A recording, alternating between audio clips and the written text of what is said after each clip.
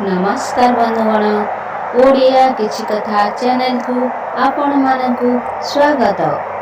आज रही कविता नाम होची भल पाइबारे शेष नाही। सत भल पाइबा केबे समयर शेष हुए नाही। दूरता बढ़ी पारे जीवन बदली पारे किंतु सत भल पाइबा हृदय रे स्मृति होई चिरदिन बंची रहे। समय को अपेक्षा न करी चलंतु आरंभ करिबा एही कविताटी। भल पाइबार शेष नाही, भल पाइबार शेष नाही। एहा नदी परी बही चले केबे हसरे फुटी उठे केबे लुहरी कथा कहे। यह पवन परे अदृश्य, यह पवन परे अदृश्य किंतु तार स्पर्श अनुभव हुए। यह सूर्यर किरण परी अंधकार रे आशा दे जाए।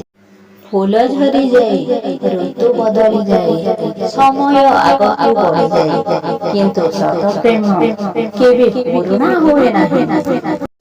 प्रेम रे नाही अहंकार, प्रेम रे नाही अहंकार, नाही कोनसी स्वार्थर देवाल। सेठारे थाए केवल विश्वास आ हृदयर नीरव प्रार्थना।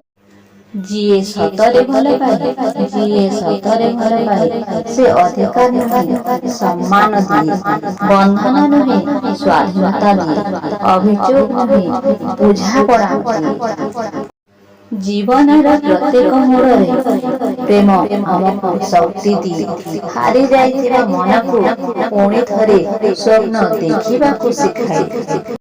सत प्रेम केवल पाइबारे नहीं, सत प्रेम केवल पाइबारे नहीं, सत प्रेम थाए देबारे, कहार हसर कारण हेबारे, कहार दुखरे साथी हेबारे।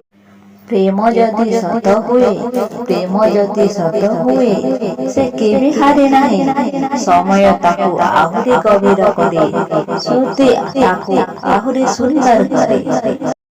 यह हेउछि एक अनंत यात्रा जा हृदय रु आरंभ होई हृदय रे ही अमर होई रहि जाए। कारण भल पाइबारे शेष नाही।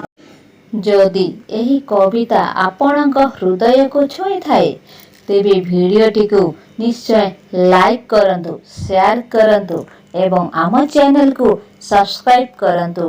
पुणी देखा हेबो आउ एक सुंदर ओडिया कविता सह।